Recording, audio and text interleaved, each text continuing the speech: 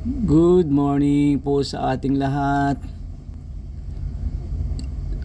Medyo may kalikutan ang dagat ngayon.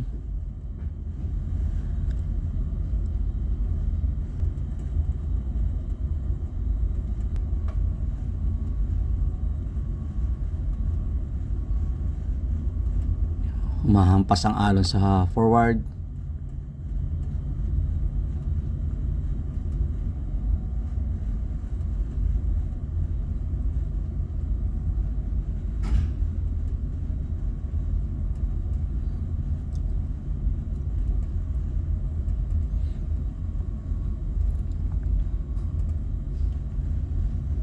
Mamayang hapon darating kami ng Scaw.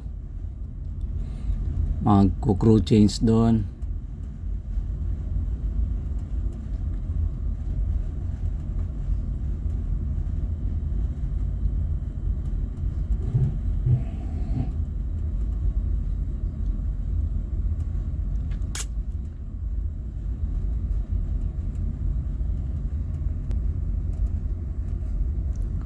Loaded kami ng diesel.